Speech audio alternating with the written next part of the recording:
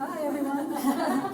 So I'm not usually the person who is the host of these, but this time I was asked to do so because I happen to know Andrea as a contributor to a co-edited book that I'm working on, which will soon be published. And so in that capacity, I am the person who is honored to be able to introduce her today. And her talk, as you know, is Separate and Unequal: High School Education in a Gypsy Village, which is very similar to the topic of the chapter she contributed to my book, which is super interesting, and I'm looking forward to hearing you talk about it. Andrea D. Timmer is an assistant professor of anthropology at Christopher Newport University in Virginia. Her research concerns civil society in Hungary and the concerns of civil society and the role of non-governmental organizations to address patterns of segregation and discrimination. Her book, Educating the Hungarian Roma, Non-Governmental Organizations and Minority Rights, explores civil sector action to provide quality education to Roma youth. Her latest research explores humanitarian responses to the refugee crisis in Hungary and the government's response to refugees and the aid organizations trying to help them. Dr. Timmer has published in a variety of journals, including Political and Legal Anthropology Review, Human Organization, and Secrecy and Society. The latest piece is a co-authored, I should have worn my glasses for this. The latest piece is a co-authored study comparing the rhetorical styles of the Prime Minister of Hungary and President Trump. Dr. Timmer has her MA and PhD from the University of Iowa, and we're very excited to hear her presentation today titled Separate and Unequal: High School Education in a Gypsy Village. Thank you. Thank you. It's always so strange to hear yourself introduced. Thank you so much for having me. The research that I'm going to present today, the talk that I'm going to give, is based on 18 months of ethnographic research carried out in Hungary, looking at efforts to desegregate the education system. I did interviews at government and non-governmental offices, participant observation, at educational interventions across the country, and then particularly 5 months of intensive ethnographic research in one village that is the site of a fairly innovative educational innovation program. And the question that I was concerned with is, what are non-governmental organizations doing to desegregate the education system? And briefly, I'll just mention the rationale for this question. The fact that the education system is segregated is a fairly known problem, or at least it was at the time. But it was the solution to that was put on the civil sector rather than on the public sector. So the government was largely looking to these non-governmental organizations to desegregate the education system or put in interventions. So all of the interventions that I'm going to talk about were this weird kind of in-between area where they were technically NGO, dependent on donor foundations, but under government oversight because it is education, so it falls within the purview of public education. But the functioning was largely run by aid organizations and aid workers. But before we get into that, I need to address the question of who are the Roma, because there's actually a lot of misinformation and misconceptions about who they are.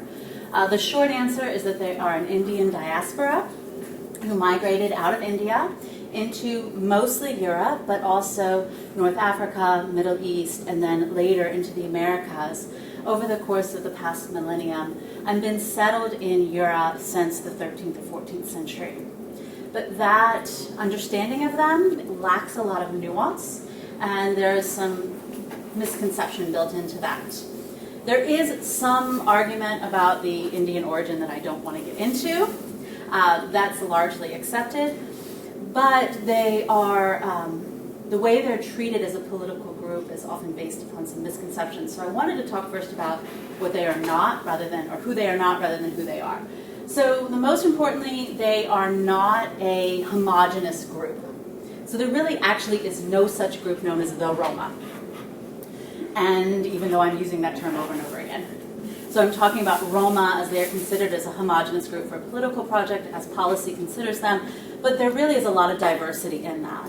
So different people groups speaking different language with the different histories or cultural traditions that all get lumped together based on a shared understanding of where they come from and they're shared living conditions. So people groups mostly living in isolated settlements, kind of living segregated, they get grouped together as Roma. And there are some shared characteristics for sure, but there's also a lot of differentiation that doesn't get accounted for as well. So in Hungary, for example, there are three groups, at least three groups, there could be more diversity than that get grouped together and called the Roma. And each of these three groups speaks a different language, lives in a different region of the country, not necessarily communicate with each other, identify themselves differently. So to talk about them as a homogenous group really does miss a lot of those distinct cultural traditions and differences and linguistic differences. But I continue to choose the term Roma because that's how largely they're treated in policy. And also, just real quick, the difference between Roma and gypsy. So gypsy is typically the pejorative term. However, in Hungary, most of the people I worked with preferred the term gypsy.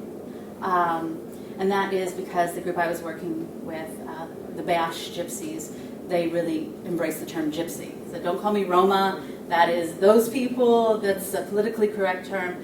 So I go back and forth, but in many locations in Europe, gypsy would be a pejorative, and Roma being a more correct term. So I tend to defer to the word Roma, but in my experience, they're really interchangeable.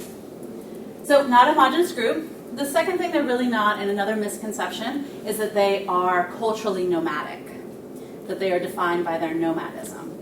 And while it is true that Roma historically have been nomadic, and many of them still do, nomadism was a way of making a living. So when they first arrived in Europe, they were able to make their living in these economic niches, entertaining, trading, tinkering, repair work. And so they were nomadic as a way of making a living. In Hungary, specifically, there were laws that were passed to forcibly settle them and prevent them from being nomadic. And then during the period of communism, a lot of those economic niches closed. And so, at least in Hungary, the vast majority are settled. In fact, I don't know of any cases of nomadic Roma.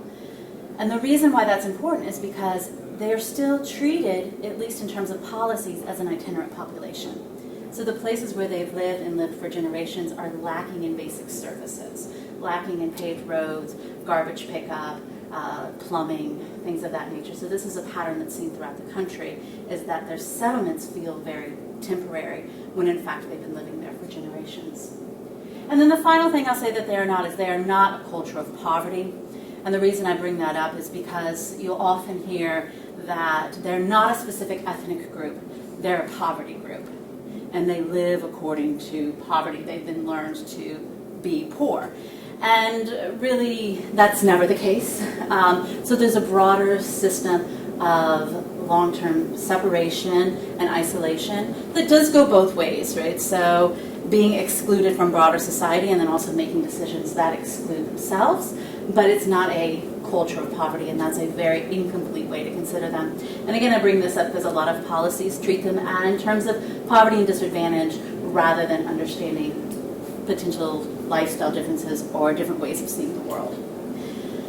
So that's who they are not. And in Hungary, there are about 150,000 people who identify themselves on Roma on the census.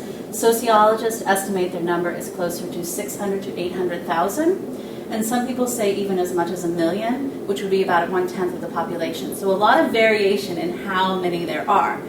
And of course, the answer is we don't know. Many people who do identify as Roma are not going to say that to a census taker for fear of discrimination, and many people who sociologists identify as Roma do not identify themselves as such. So it's really hard to put a number on this, how many there are. And I don't really find it useful to try to figure out that number, so I'll leave that as it is. But regardless, those who are identified as Roma, for at least, since at least 1989, the end of communism, have experienced increasing segregation in the education system. And when I was there in the mid to late 2000s, 2004 to 2010, this was acknowledged as a really big barrier and problem. the segregation of Roma in the education system. And this segregation starts in preschool, where Roma youth are far less likely to attend preschool than non-Roma. And that gap has closed. So there's actually been, since I was there, a lot of forward momentum here. Right now, about 80% of Roma youth attend preschool, compared to close to 100% for non-Roma. So there still is a gap there, but that gap has closed. The segregation really exacerbates when you talk about late primary school and going into secondary school. So this is the data that I'm putting up here is from the European Union Agency for Fundamental Rights. That 50%, and this is 2016, so fairly up to date. 53% of Roma leave school before the age of 16, and that is compared to, I gotta look at my cheat sheet, 32% of non-Roma living in similar areas. So when accounting for rurality, right, in the urban-rural divide. Only 13% complete secondary or higher education, and that is compared to 45% of non-Roma living in similar areas. 45%, and this is data from the European Commission, 45% attend segregated schools, and there are about 400 segregated or majority Roma schools in the country. To me, this number is fairly disturbing because what it shows me is that segregation has increased since I was there. In 2008, approximately 30% of Roma attended segregated schools, and so that's quite a big increase in just a few years. And then, of course, segregation is not separate and equal, never is, when these segregated schools do not have access to resources, have poorly trained teachers, and do not result in functionally literate students that can then go on to get high school diplomas, go on to higher education. And for this reason, in 2016, the European Commission launched infringement proceedings against Hungary for unlawful and presumably deliberate segregation. And so a probe was launched to investigate this, and of course the data from that is not yet publicly available, but this is a thing that's going on right now. So why? Now there's two big reasons. One, and I think fairly obviously, is a long history of isolationist policies on the part of Roma, who have largely lived separate, but then also on the part of Hungarian society that has not opened spaces for Roma. So isolation, discrimination, there's been an increasing number of violent attacks, and a fairly deliberate effort on the part of Hungarians to not send children to school together. There's a very common practice of if you have a school where the proportion of Roma students starts to rise, then non-Roma parents will pull their children out because there's a free choice system. So if they can get their kid there, they can send them there. So there's a fairly deliberate effort. But a more institutional reason why is that segregated education is a result of segregated living. And one thing I noticed very clearly is that Roma and non-Roma do not live together. Let me look at my cheat sheet again. 55% of Roma live in villages, rural areas, and only 8% live in cities. 37% live in completely segregated villages. Mostly here in the northeast area of the country near the Slovakian border. And this is a region that was really dominated by industry during the period of communism. So when those factories closed down, you have many Roma moving in and many non-Roma moving out, which creates this segregated living.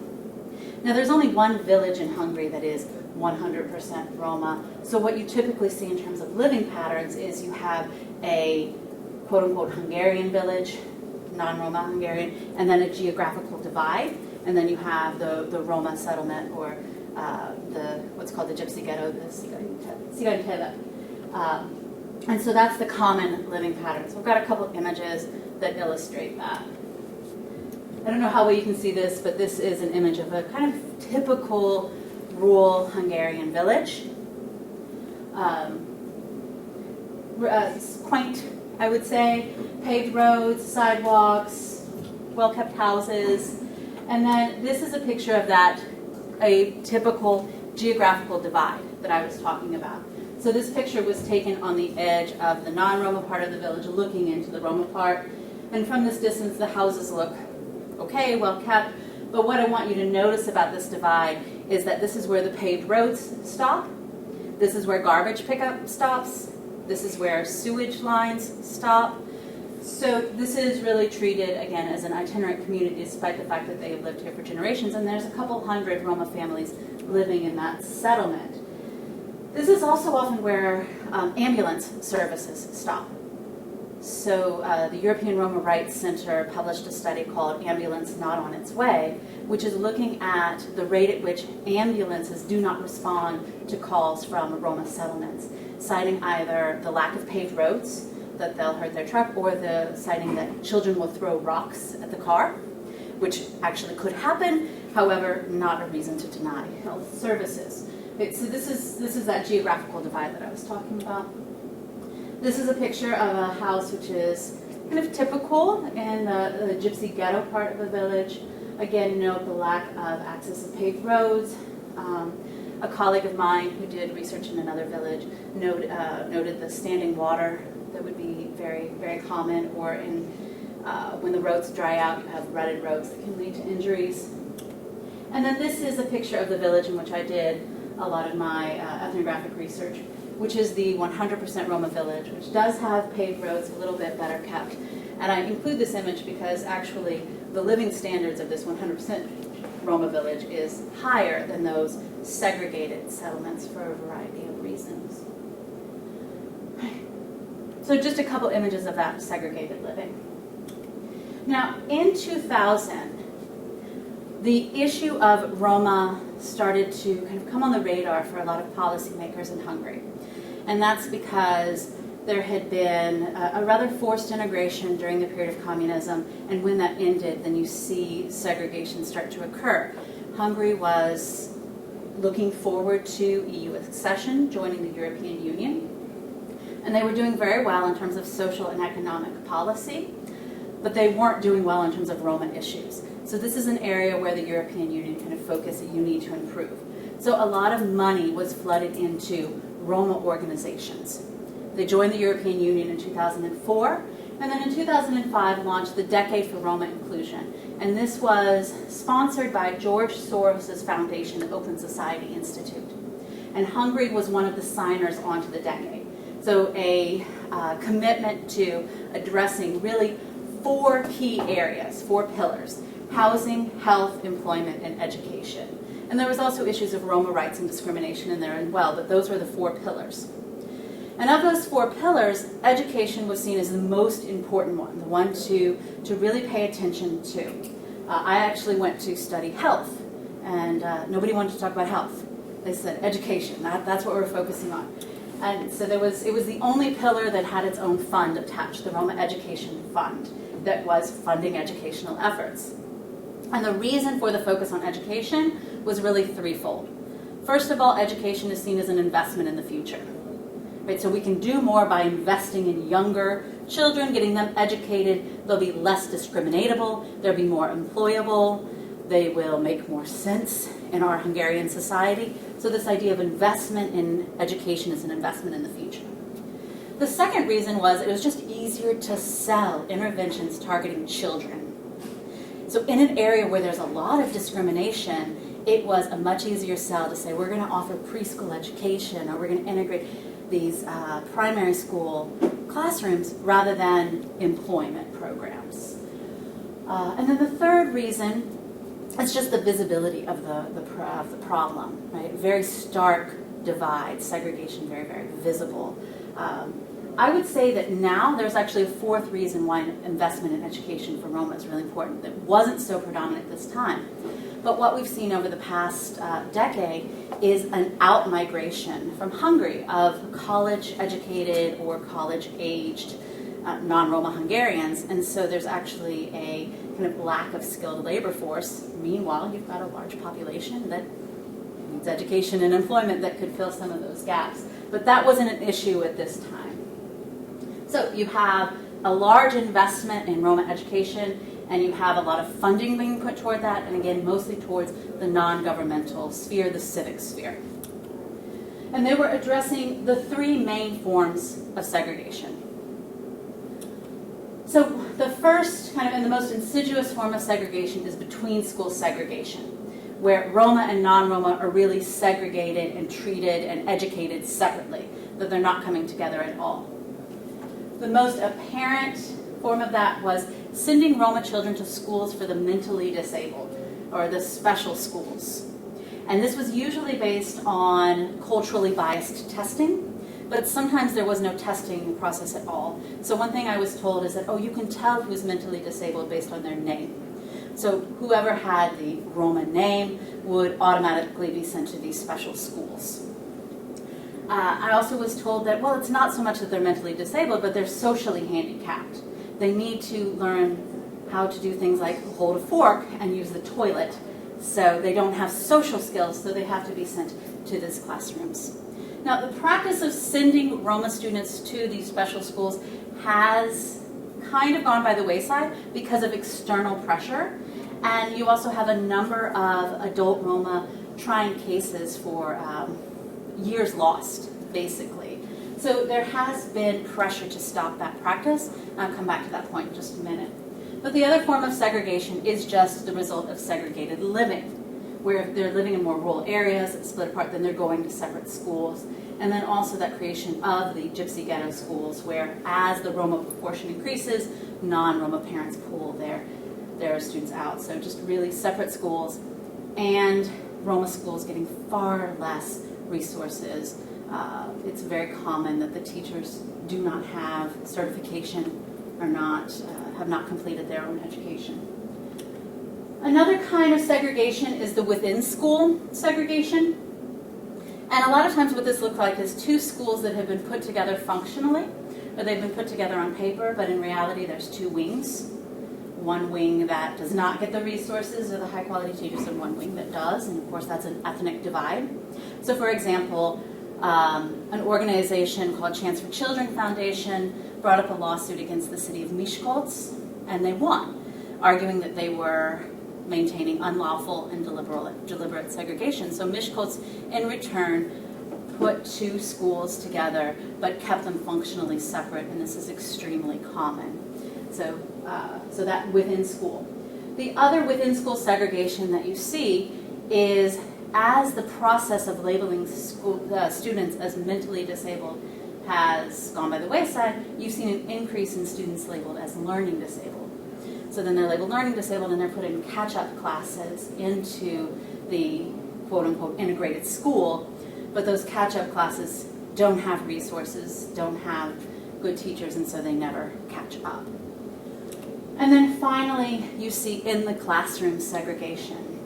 And this is not quantifiable, but many Roma students report being in an integrated classroom, but being sent to the back of the class, not being called on by the teacher, being ignored, or being mistreated by the teachers or other students.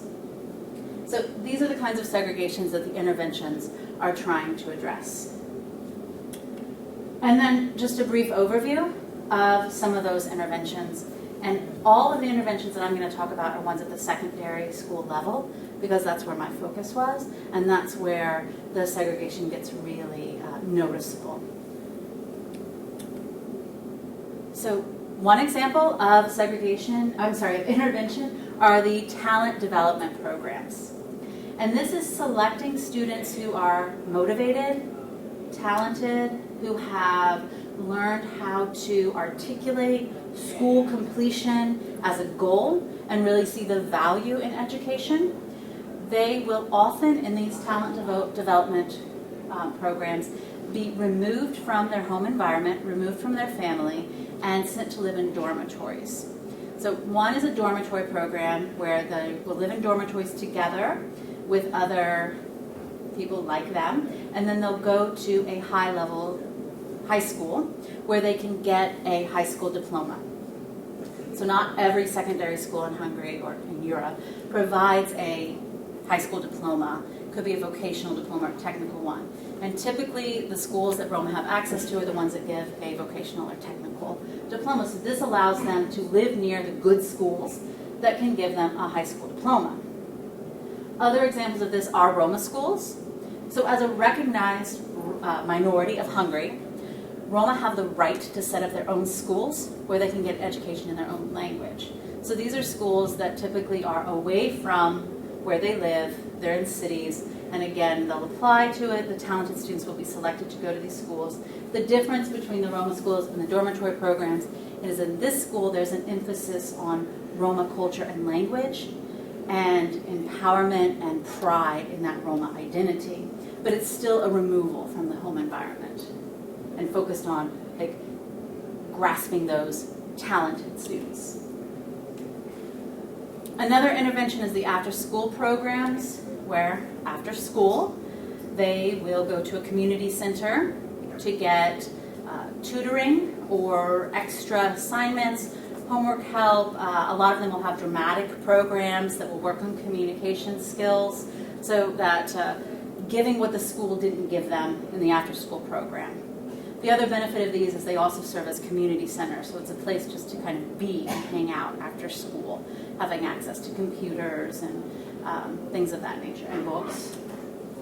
Litigation is another intervention, and I already mentioned this. Organizations like Chance for Children Foundation suing municipalities that still maintain segregation. And they've had a lot of successes, but it really hasn't translated to interventions on the ground, just to addressing those segregation. Teacher training, another example.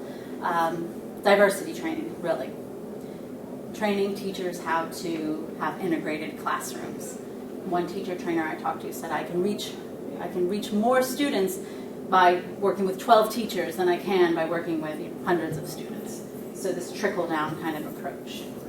And then finally, the intervention that I'm most interested in, and that I spent the most time with, is the village school. And the reason why I think this one is really innovative is, like, unlike the other programs that are really focused on students having motivation, the village schools are in the communities where they live, are very close to the communities where they live. And the intention of the village school is to offer education to students who have been left out of other interventions, and to make education a thing, right? Just to make the community aware that education is a possibility. There are 3 village schools in Hungary, and the one that I worked at most is what I call Erőlepes, which is located in that 100% Roma village, and it was the first, and I spent 5 months here as their English teacher and also doing ethnographic work. They opened in 2004. The first graduating class had 12 students. Since then, they have had hundreds of students come through, not all of them finishing, but they have this presence in the community. They offer day classes for Roma youth to get their high school diploma, and they do offer a high school diploma as well as a vocational diploma. They offer that vocational degree. They offer night classes for the adults as well, so that they can finish secondary school. They can even finish primary school, or they can get their vocational diploma. As innovative as this program is, of course, it's got its critiques, and I think there's some valid criticisms here. One of the valid criticisms is that it actually increases or reinforces at least segregation. They're not taking students out of the village. They're not integrating them with larger Hungarian society. They are educating them where they are. So the Catholic pastor in this community was really against the school, and that was his argument. Why are you just keeping kids in the ghetto? And he was quoted all over the place in newspapers saying that. Why are you just keeping kids in the ghetto? They need to go out, they need to get educated at these dormitory programs in Roma schools. And the response from the headmaster of the school is, well, as long as you've been touting that, only 12 students have gotten their high school diploma, and we're educating hundreds. Right? So this quantity, and the idea that we're increasing the idea of education, so we're getting those students that would not be included in those other interventions. The other valid criticism is that the standards of the school are, by necessity, low. So you have students coming in that did not have access to quality primary school. They're functionally illiterate. And how do you expect to get them from that level, not knowing how to behave in the classroom, to graduating with a high school diploma in 4 years? And the answer is, well, you really don't. First of all, students who come in at a really low level have 1 or 2 years in kind of a catch-up program that really is meant to catch up. The students take lower level school leaving exams. They take advantage of an affirmative action program that gives them more points on the exam, and they take longer to get through. So they're not taking 4 years, they're taking 5, 6, 7, and when they graduate, they are much older than your typical student. And the administration says, these are the students that we want. We know they're not at the level that we want them to be, but we hope that we are introducing this idea of education that will become a reality for the community. So their response to that. Despite these valid critiques, I think that this really is an extremely effective organization, and it's reaching the community at that level of why I think it is really effective. My focus being on NGOs, one thing that I've come across time and time again is that non-governmental organizations are products of their culture, and in order to sell their intervention, they have to create problem populations. They have to rely upon narratives and tropes in order to sell their intervention. So some of the narratives that I came across in working with a variety of different educational organizations is using the idea of the acceptable gypsy. Right, so drawing upon those characteristics that work better in majority society. A big one being music. Music has long been a way to kind of make an inroad into Hungarian society, being a good musician, being charismatic, but being well put together, being able to articulate the goals of school completion. So what you'll see in a lot of educational interventions is use of a few key students who really are emblematic of this acceptable gypsy. An example is, this is someone I call Judy, who very charismatic, smooth talking, wonderful musician. He always had a guitar in hand, and he actually was an Edure Lepes student. So this is, I know I'm making the argument they don't use these narratives, but at the very beginning they did. So he was interesting because cameras would come and they'd kind of push Judy out into the front. But he wasn't the best student, and he dropped out pretty quickly. And since then, Edure Lepes has really backed off from using like 1 or 2 students. However, his story was then taken up by other educational organizations, and his picture being on their website and their promotional material. So this quote, sometimes I wonder what I'm doing or what kind of school I'm at, then I realize I'm a secondary school student and it's like a dream, was not on Edure Lepes's promotional material, but another organization, because he really did embody everything that was acceptable. He did drop out of school, and when I went back to visit after an absence, I asked the headmaster what happened, and he shrugged and he said, I don't know, he got a job or he's in jail. Right? So since that time, you don't really see among any of Edure Lepes's promotional material singular students. They're all groups. It's always groups.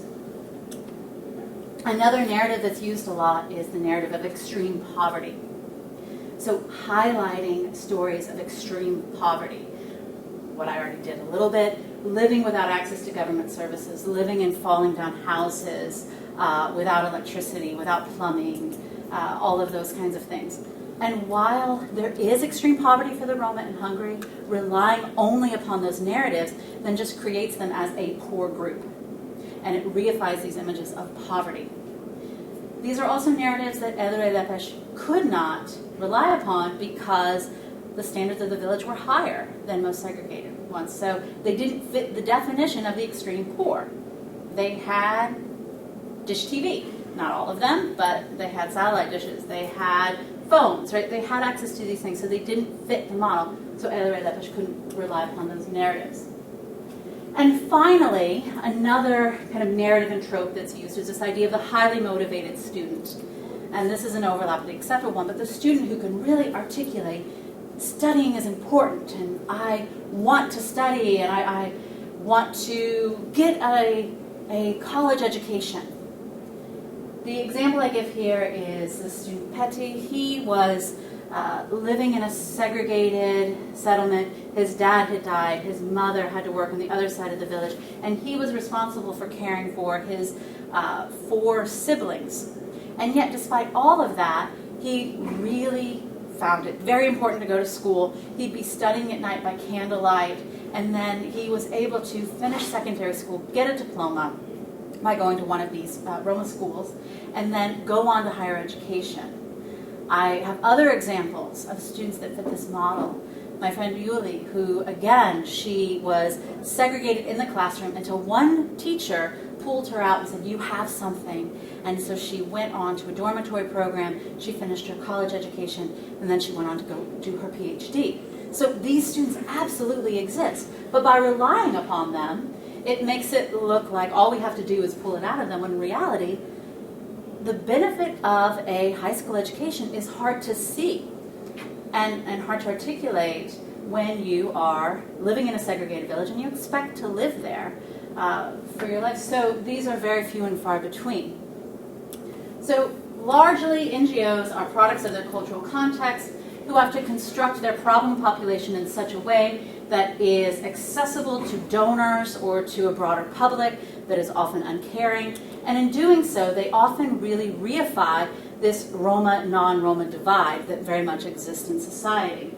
And again, I say, this is why I think Eduard Lepes has had some successes that other interventions haven't. Because they're working on the community level, they're recognizing that most of their students are the not so motivated student, that are not knowing how to act in the college, in a classroom, that may or may not finish the program, that probably won't go on to higher education. So a great example is Edith, who was a student of mine when I was an English teacher there, and probably was my biggest headache. She most often wasn't in class, and I was usually okay with that, because when she did show up, very disruptive, challenging me a lot, but very, very sweet. Like, hung out with her after class, it was great, but in the classroom, wasn't great. So when I came back to visit, she had dropped out, and she was working in a nearby factory. And I went and I talked to her grandmother. Actually, this is the house where I stayed, was with her grandmother. And her grandmother told me she doesn't like her job and wants to quit, but I make her keep going because we need the money. She has the vocational diploma, so she had finished the vocational diploma. But there's no possibility of work with this. She didn't go back to finish her secondary degree. But Edith now works at the school. She's married with 2 kids. Her and her husband both work at the school. So in a way, even though she didn't finish, she's still a part of this community development and being a part of something bigger. So there have been some quantifiable successes of Eduard Lepes. 500 students have received education. They get high school and vocational diplomas, and 80 have been accepted into institutes of higher learning. Although most of the Institute of Higher Learning are what's called Mickey Mouse colleges or the for-profit universities. We're not talking about too many accepted into universities. But that's still 80 that would not have gone on to anything without this intervention. So there's some quantifiable successes that can be put on a website. I think the larger success of this program is community development that's happening. And these kinds of programs, I think, may be overly optimistic, can be extremely useful as we look to the future. And the future is very unknown right now. And the biggest reason why it's unknown is a lot of what I wrote about in the chapter for the book that Rebecca's editing. There was a huge shift in the education system in 2012 under the current Prime Minister, Viktor Orban, going from one of the most decentralized education systems in the world to one of the most centralized. And in centralizing the education system, a lot of specific programs that were working towards integrating classrooms were closed. Many offices within the government for Roma issues went by the wayside, at least lost a lot of their staff. And a lot of funding for organizations that were working with Roma was also taken away. And just a side note, there was a recent bill called the Lex NGO, or the Stop Soros bill, which is meant to put barriers in place for a lot of non-governmental organizations. And they are meant to stop NGOs working for migrants, but many of these organizations are also the ones that are helping Roma, so they are losing a lot of their funding as well. So there's a lot of changes in policies and restructuring that have happened in recent years that leaves the question of what's going to happen with Roma education really kind of in the lurch. At the moment, the village schools are not in danger. They're still functioning. and Eduredapish is actually doing quite well. They have built a gymnasium. The school has just been built up. It looks very clean and nice and professional and like a school. When I visited in 2015, it was much quieter and regimented, what do you expect a school to look like? So they have kind of become more professional looking, and I think that they will continue on. But what's going to happen for the rest of Roma education is really kind of unknown at this point.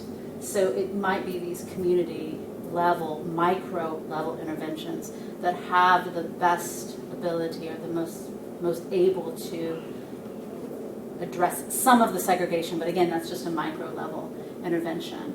So I leave on a big question mark. Don't know what's going on, but I'd be happy to answer any questions that you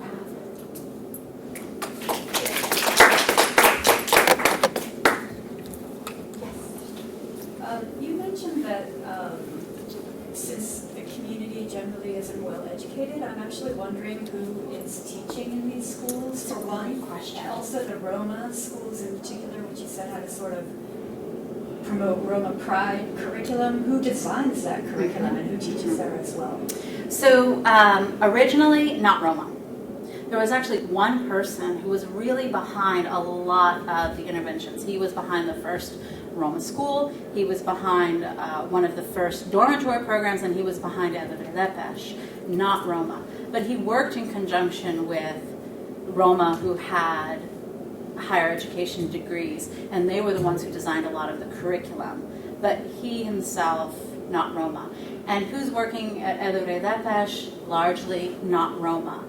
There are affirmative action policies that are trying to encourage Roma to get educated and come back and be teachers. But then there's another piece to that, because those Roma who get educated are so encouraged to be teachers and social worker for Roma.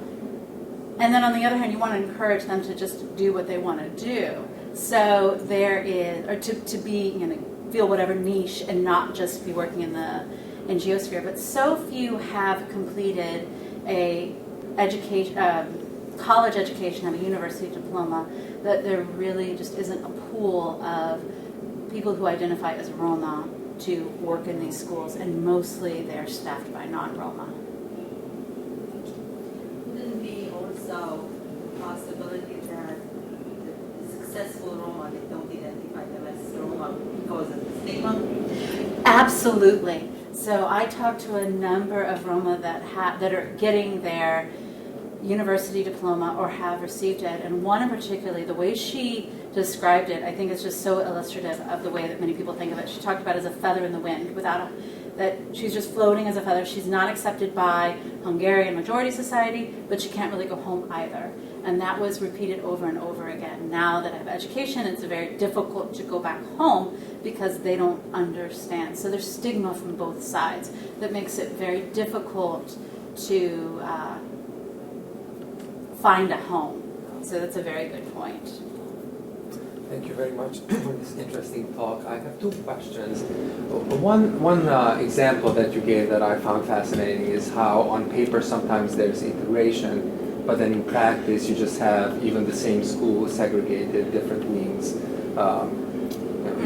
ethnically segregated. And I was wondering if there were other examples of this sort of superficial integration or resistance, subtle forms of resistance to racial equality that you came across. And the second question, a little less related to this and kind of linking your Roma project to your refugee project, is do you have a sense of how the increasing xenophobic and anti-refugee rhetoric and policies affect the Roma community in Hungary? Is that something that, because of the refugees now, the Roma seem socially closer, the social distance between the Hungarian majority and the Roma is decreasing because of that, because they speak the language and so on, or are they lumped together, and so that if prejudices increase against refugees, they also increase against the Roma? Yeah, that's a great question, but could you repeat your first question? Just if you came across other subtle forms of resistance to racial equality, superficial forms of integration. Well, definitely the example I gave of the school is one that I saw over and over again. So there's more, Miskolc is one example of a school, and I only bring that one up because there was a court case. But there's the other famous example of Yasladan, where there was segregated schools and there was a lot of attention to desegregate, but they still have not put those two together. Or the catch-up classes or the segregation in classroom. So a lot of ways in which you can on paper say that there's integration. So that's fairly ubiquitous.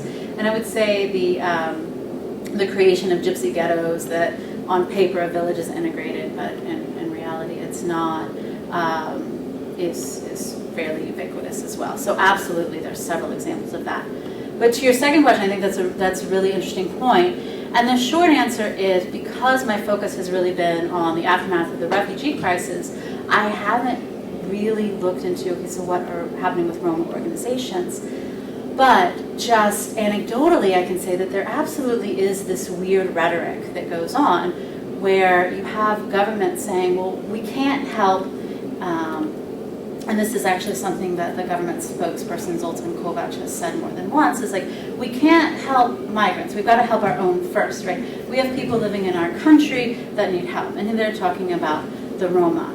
And they have a point, because I went to a couple, so there was a park that was called, it's Janos Papapal Park, but it was called the Afghani Park because it's where Afghan refugees were sleeping while they were waiting to move on. So we would go out there to do food distribution. And I did witness a couple people, like, not give food to Roma.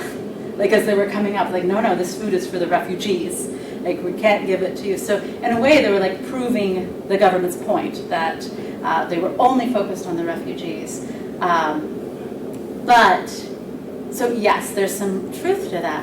On the other hand, there hasn't been any increased attention, money, effort on the part of the government to integrate Roma communities. In fact, quite the opposite. They are targeting these organizations that would help them in the same way that they're targeting organizations that would help refugees. So they're giving a lot of lip service. This is a picture of Viktor Orban at the Christian Roma Professional College Network, where he says Roma shouldn't be seen as liabilities, they should be seen as assets. But so far there's been nothing to back up that language. So rhetorically speaking, there absolutely has been an effort on the part of the government to say we need to help our own, we need to help Roma, we need to see them as assets. But in terms of actual practical support, no, we're not seeing that. In fact, the opposite. Yeah, I was struck by at least some of the similarities between the way you're talking about Roma and segregation in the United States. And that goes from sort of separate but equal, but actually separate but unequal education to the way the majority flee schools that have large numbers of minority people in them, and then the effect on that education. So there are sort of obvious parallels. And then you talk about litigation, which also was a big part of desegregation in the United States. And since my interest is so much in human rights, I wonder if you could say a little bit more. And you implied that they had won some court cases, but it hadn't resulted in effects on the ground. And I wonder if you could just say a little bit more about what some of the litigation was and what the hang-ups are. Is it because they're litigating the wrong issues? Is it because it's the executive branch isn't enforcing things? Is it just a financial issue? Like, what's the holdup if they're winning these cases? So one of the biggest holdup is the system of free choice, which enables parents to make a choice of where they send their child. So the European Roma Rights Center and Chance for Children Foundation are the two biggest organizations that are trying these cases. And European Roma Rights Center is dealing with all Roma issues. Chance for Children Foundation really is focused on children and education. And when they have tried cases, they typically have won the cases because they can clearly show segregation. But what they can't do is put in place a system that's going to desegregate it because of the system of free choice and decentralization. Decentralization, not so much an issue anymore because now it's a very centralized education system, but when I was there and these cases were coming up, the free choice would allow non-Roma Hungarian parents to pull their children out of school, and they do. And the decentralization allows the local municipality to see the funding as they see fit and to let the school look like they want it to look like. So then the on-paper integration was enough to meet the legal definition of integration. So poorly defined policies, poorly defined definition, and then just really an education system that is based on free choice and decentralization. Those were the biggest things, the holdups. Now that the education system has been so centralized, I'm not 100% sure. We'll see what the European Commission finds in their infringement proceedings. But there's been a lot of infringement proceedings launched against Hungary, and so far we're not really seeing a lot of results with that. It's still, in Hungary, it's still the free choice. The free choice is still there, yes. It's still there, right? Mm-hmm. So Yes. that phenomenon will happen no matter what. No matter what. Right. And that is well known that it happens time and time again. The parents will be fined the school, Mhm. definitely. Absolutely, absolutely. And I had a lawyer who told me, it's like, you can't really call this racism because every parent wants to make sure that their child has the best education if they're able to do that. And I'm a parent, so I also know that I'm going to look at who the teachers are, what the test scores are, what they're being offered, and I'm going to make a decision based on what's best for my children. So it's not necessarily going to be, I don't want my kids educated with Roma. It's going to be, I know that if there's a lot of Roma in the classroom, then we're not getting good education. So really, that's what the choice comes down to, and that's hard to argue with as well. My second question, you mentioned about the fact that the education for the Roma children is that the NGOs are perpetuating an image that might actually damage them in the end. Isn't that also somewhat linked to the guidelines of European Union funds distribution? Sure. Oh, absolutely. Because the guidelines for those NGOs to be able to access the money, you have to show the need, you have to show those pictures. Absolutely. Otherwise, you have no access to the money. So it's a no-win situation because you can perpetuate a nice image and then self-empowering image about themselves with no money. Yeah. What are we going to do with all the money? Or otherwise, so I think European Union's contributions, Absolutely. yeah, so I don't know why it's a catch-22. They impose sanctions, but they don't clean up their own act. Yeah, and also The kids are suffering. they don't necessarily, so you have to show all this stuff up front, and Right. you don't actually have to show that the monies were used in the way that you said they were going to use them. So you have to present this population of need that's in need of these funds, and then you get the funds, and there's no accountability, there's no evaluation really. Really? Can I just briefly jump in here? Yeah. I think you're absolutely right about some of the shortcomings of EU funding mechanisms and oversight accountability. But I will say that they have switched to emphasizing explicit but not exclusive when it comes to integrating the Roma. And so if you want to get money for school integration, you don't have to pitch a poor Roma sort of picture. You can just say poor Hungarian citizens here. And so you can take out the ethnic racial element from there. And that way, hopefully, you wouldn't contribute as much to the racialization. Actually, I don't know about that. That- Because that's- I've attended a course back in Romania 2 years ago about distribution, about how to access European Union funds. And it's exactly of the country that you're saying. You have to say poor minority. Because otherwise, if you say poor citizen, you don't follow into that category, there is no money for you. And actually, the guidelines are a combination between the country's guidelines and the European Union's, because unlike US, you get the funds from, let's say, NSF, and support, and you are responsible, you get them up front. The money are not given up front. The money are given as a reimbursement. So, and through your government, not to you. So you have to know somebody at the ministry get the money back. You have to advance your own money to do something. the money are not upfront to your country. So, and they seek funding back from European Union. So I think that it's a combination of criteria that perpetuates this portrayal. Yeah, I mean, get the money. again, I agree with you, and I don't mean to get into a big dispute, but at no, the EU that's what I'm level, saying. at least if you talk to European officials and you look at EU official documents, they say explicit but not exclusive, so you cannot. Right. So they do try to get away from the Roma element because they worry that if you say, I want money for the Roma, there would be a backlash by the majority population saying, what about the poverty with us? But otherwise, I agree about Right. all the other shortcomings that you highlighted. Right.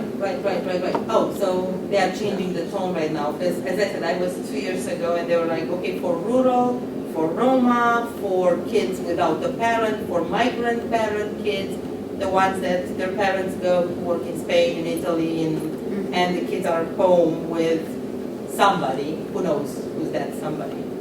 They didn't see their parents for years. I think across the board there are challenges because I definitely came across some interventions that wanted to be very inclusive and therefore they didn't want to use Roma and they found challenges getting EU funds. And then I came across those that were exclusively for Roma and they also had challenges. So it just depends on what funds are available. Do you have the knowledge how to write the grant, which can be not quite challenging. So there definitely are challenges with EU funds.